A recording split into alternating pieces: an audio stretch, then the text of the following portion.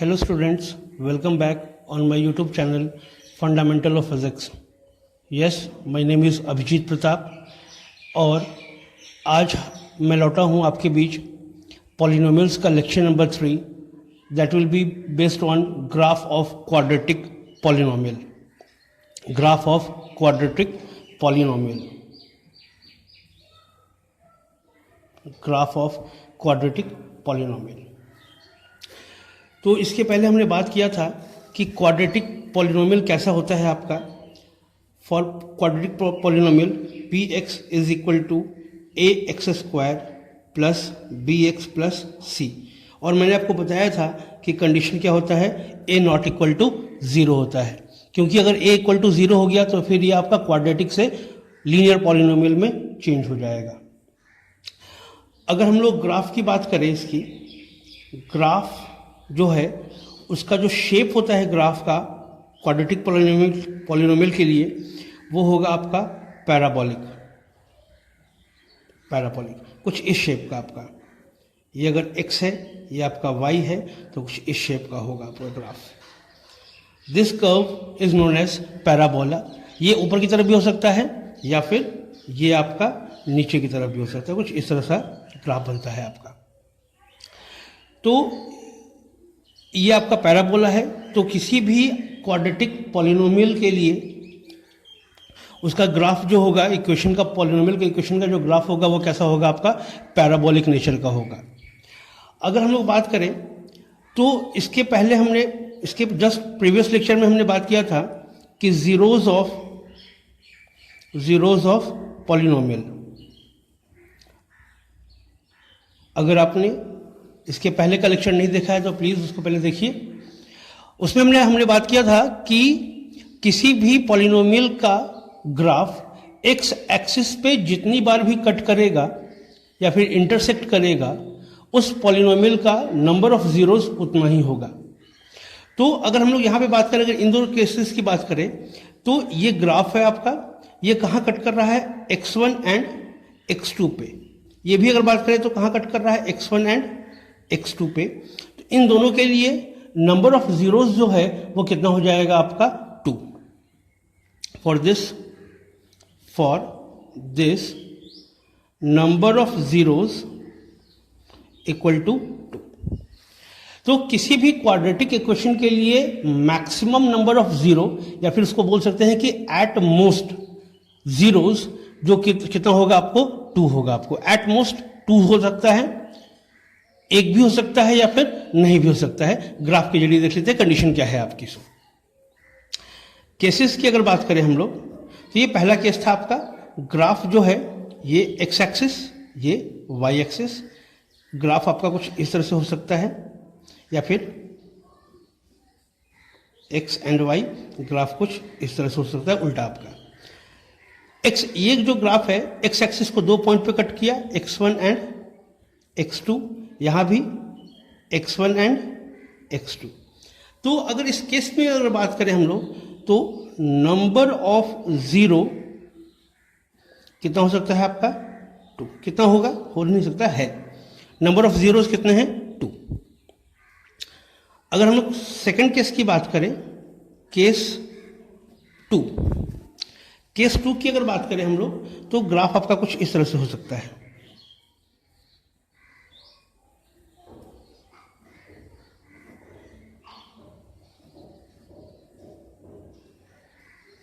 ये x, ये y, x, y.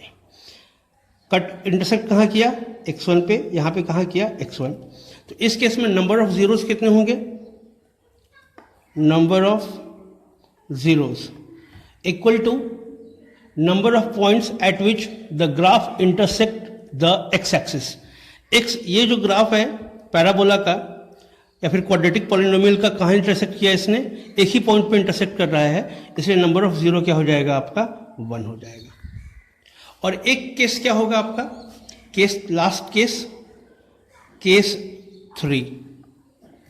ये जो केस है इसमें क्या होगा, कुछ आपका ग्राफ इस तरह से बन सकता है. ये x है, ये y है, कुछ इस तरह से. इसके लिए आप number of zeros find out कर सकते हैं। हाँ जी, कितना होगा? 0, क्योंकि किसी भी पॉइंट पे इंटरसेक्ट नहीं किया है। ये देखिएगा, ये ग्राफ है, एक्स एक्सिस पे कहीं भी इंटरसेक्ट नहीं कर रहा है इस केस में भी, तो नंबर ऑफ जीरो कितना हो जाएगा आपका? 0।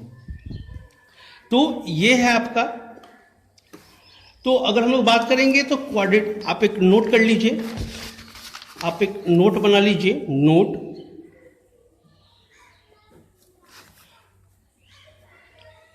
The quadratic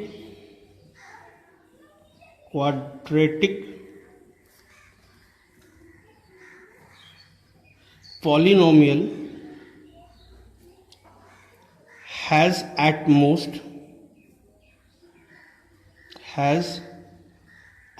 most 2 zeros। तो लीनियर के लिए 1 0, क्वाड्रेटिक के लिए 2 0। सेकंड अगर बात करें तो क्यूबिक के लिए कितना हो जाएगा आपका? क्यूबिक पॉलिनोमियल के लिए 3 zeros मैक्सिमम। और थर्ड अगर बात करें तो लीनियर के लिए कितना हो जाएगा आपका? फॉर लीनियर पॉलिनोमियल 1 0, क्योंकि स्ट्रेट लाइन आता है और स्ट्रेट लाइन किसी भी एक्सिस को सिर्फ एक ही बार इंटरसेक्ट कर सकता है, इसीलिए इसके लिए 1 0। क्वाड्रेटिक के लिए आपका पैराबोलिक शेप है तो एक्स एक्सिस को 2 बार, मैक्सिमम 2 बार इंटरसेक्ट कर सकता है, इसीलिए एट मोस्ट 2 zeros। और क्यूबिक पॉलिनोमियल के लिए मैक्सिमम आपका 3 zeros हो सकता है।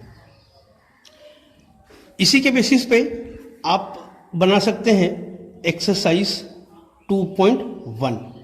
इस एक्सरसाइज में आपको करना है कि आपको ग्राफ दिया हुआ है और ग्राफ देख के आपको उसका नंबर ऑफ जीरोस बताना है उस पॉलिनोमियल के लिए। तो आप सिंपली उसमें आइडेंटिफाई कीजिएगा कि जो गिवन पॉलिनोमियल है वो एक्स एक्सिस को कितनी बार इंटरसेक्ट कर रहा है। अगर कोई ग्राफ एक बार इंटरसेक्ट कर रहा है तो उसके लिए जीरोस 1 होगा, अगर 2 बार कर रहा है तो 2 होगा, 3 बार कर रहा है तो 3 होगा, और अगर इंटरसेक्ट नहीं कर रहा है तो नंबर ऑफ जीरोस 0 होगा उस केस में। नेक्स्ट हम लोग नेक्स्ट सेक्शन पे चलते हैं। नेक्स्ट आपका टॉपिक है relation between zeros and coefficient of a polynomial। Relation between zeros and coefficient of a polynomial। तो हम लोग बात करते हैं कि किसी भी क्वाड्रेटिक इक्वेशन के लिए पहले हम लोग देखिए बात करेंगे कि कोफिशिएंट क्या है किसी भी पॉलिनोमियल का। एक क्वाड्रेटिक इक्वेशन देखते हैं, ax² plus bx plus c, ये एक पॉलिनोमियल है। कौन सा पॉलिनोमियल है आपको पता है, क्योंकि ऑर्डर 2 है तो क्वाड्रेटिक पॉलिनोमियल है। अब बोल रहा है क्या, ये x वेरिएबल है आपका और ये x² के पहले जो a है ये आपका कोफिशिएंट है, ये कोफिशिएंट है, ये b जो है ये कोफिशिएंट है, और ये c जो है इसको क्या बोलते हैं हम लोग? कांस्टेंट क्वांटिटी बोलते हैं, दिस इज कांस्टेंट। अब ये भी कोफिशिएंट है, ये भी कोफिशिएंट है, लेकिन a जो है वो कोफिशिएंट ऑफ x² है और b जो है वो कोफिशिएंट ऑफ x है।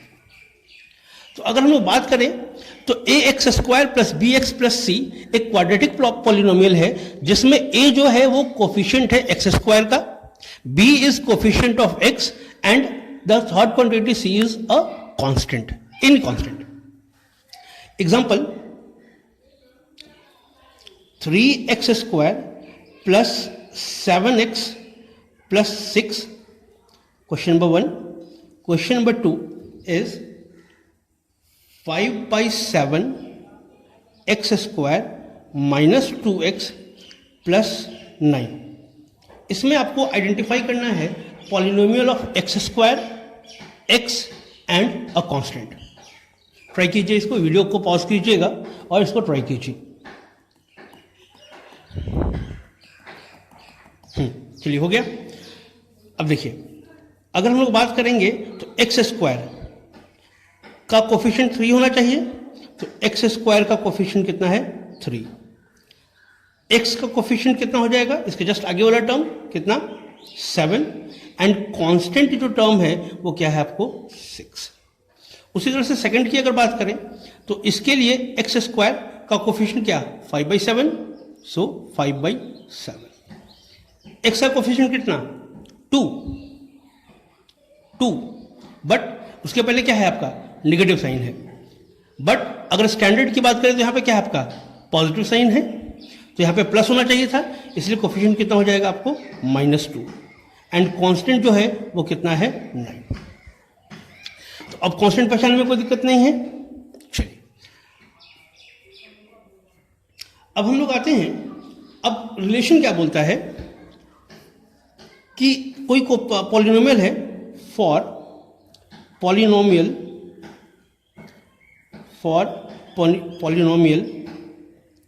px is equal to ax square plus bx plus c, sum of zeros, sum of zeros और प्रोडक्ट ऑफ जीरोस की बात करेंगे हम लोग। तो सम ऑफ जीरोस जो है, यस हाँ, सम ऑफ जीरोस जो होता है वो है आपका minus of coefficient of x divided by coefficient of x square.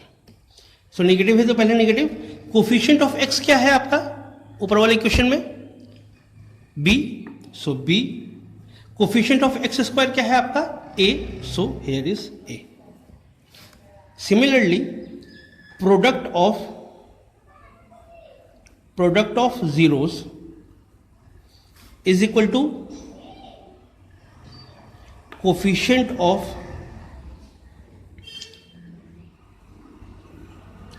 Of constant या फिर कांस्टेंट, इसको आप लिख सकते हैं constant upon coefficient of x square that is equal to c/a। ये रिलेशन है आपका, क्यों है वो देख लेते हैं, इसका हम लोग इसका प्रूफ देख लेते हैं।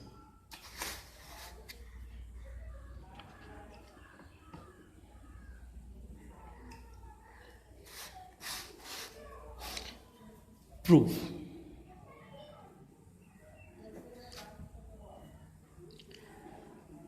Consider a quadratic polynomial px is equal to ax square plus bx plus c। Condition क्या है a not equal to 0। Let हम एक एज्यूम कर लेते हैं कि इसके दो जीरोस जो है हम लोग एज्यूम कर लेते हैं, तो आप x को छोड़ के कोई भी वैल्यू ले सकते हो आप, तो हम यहाँ पे अल्फा और बीटा लेके चल रहे हैं। Let alpha and beta are two zeros of the given polynomial।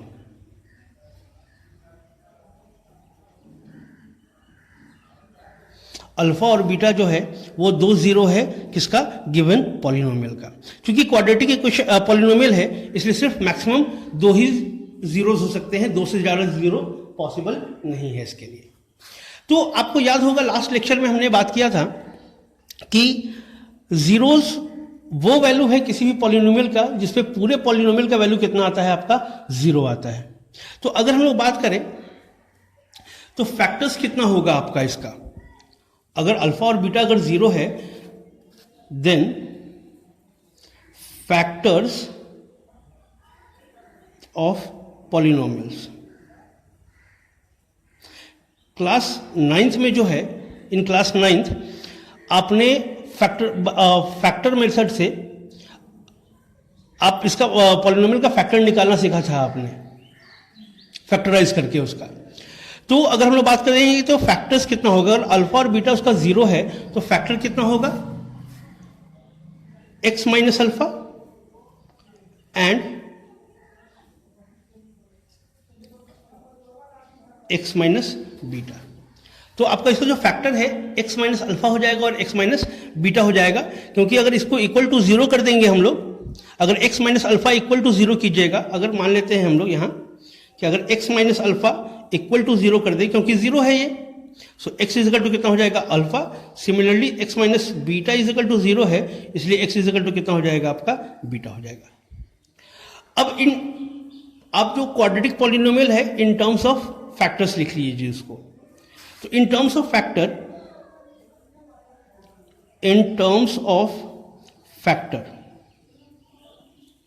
क्या हो जाएगा आपका a x square plus b x plus c, ये गिवन पॉलिनोमियल है आपका।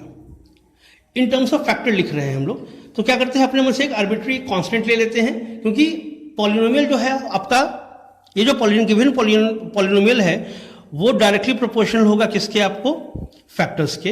इसी वजह से हमने यहाँ पे कांस्टेंट लिया है।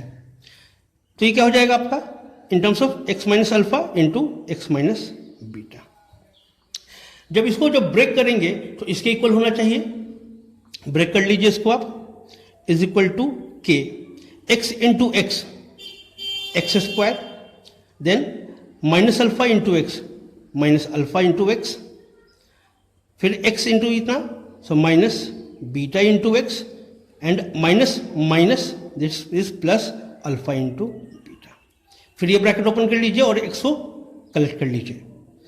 So it will be, bracket open करेंगे तो k इंटू एक्स स्क्वायर, के एक्स स्क्वायर। अब देखिए यहाँ भी माइनस है, यहाँ भी माइनस है, यहाँ भी x है, यहाँ भी x है, पहले तो इसको k लिख लीजिए। उसके बाद फिर यहाँ भी x है, यहाँ भी x है, कॉमन ले सकते हो आप, कॉमन ले लो। माइनस एक्स कॉमन लिया तो क्या बचेगा अल्फा, यहां से आपने माइनस ले लिया तो यहां पे क्या बचेगा plus beta plus k into alpha into beta is equal to, ये वाला इक्वेशन इसे लिख लीजिए, x square plus b x plus c. अब देखिए दोनों इक्वल टू साइन होल्ड कर रहा है, दोनों सेम इक्वेशन को रिप्रेजेंट कर रहा है, सेम पॉलिनोमियल को रिप्रेजेंट कर रहा है दोनों। तो दोनों का वैल्यू क्या होना चाहिए आपको, सेम होना चाहिए, यानी कि यहाँ का जो कोफिशिएंट है एक्स स्क्वायर का जो कोफिशिएंट और इधर जो एक्स स्क्वायर का कोफिशिएंट है वो दोनों क्या होना चाहिए आपको, इक्वल होना चाहिए। तो क्या बोल रहे हैं यहाँ पे हम लोग, equating the coefficient of x square x and constant. तो क्या हो जाएगा, एक्स स्क्वायर का कोफिशिएंट कितना है यहाँ पे k, so k is equal to, यहां पे एक्स स्क्वायर का कोफिशिएंट कितना है a, तो a, ये पहला हो गया आपका। सेकंड x का की बात करें तो यहां पे कितना है आपका minus k into alpha plus beta, so minus k into alpha plus beta is equal to, इधर x का कोफिशिएंट कितना है plus b, so plus b। Alpha plus beta की अगर बात करेंगे तो कितना हो जाएगा आपका, यहां से alpha plus beta is equal to b divided by, ये टर्म नीचे आ जाएगा, सो माइनस के। बट के किसके इक्वल है, देखिएगा के ए के इक्वल है, इसलिए इसको हम लोग क्या बोल सकते हैं, बी डिवाइडेड बाई माइनस है, ये माइनस साइन को ऊपर लेके जाइए तो फाइनली हो जाएगा आपका alpha plus beta is equal to minus b by a. ये टर्म हो गया आपका।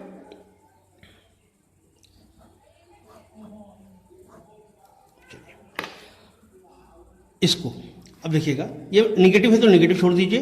बी किसका कोफिशिएंट है आपका, एक्स का, तो हम लोग क्या लिख सकते हैं इसको, coefficient of x divided by a, किसका कोफिशिएंट है ए का, तो क्या हो जाएगा ये कोफिशिएंट ऑफ ए तो दिया ही हुआ है आपको, ए किसका है आपका एक्स स्क्वायर का, so coefficient of x square, ये प्रूफ करना था। नेक्स्ट कीजिए, equate K into alpha into beta, C को सी के साथ कीजिए, इज इक्वल टू कितना C, so alpha into beta is equal to C divided by K, so C divided by के का वैल्यू कितना है ए, सो सी डिवाइडेड बाई ए।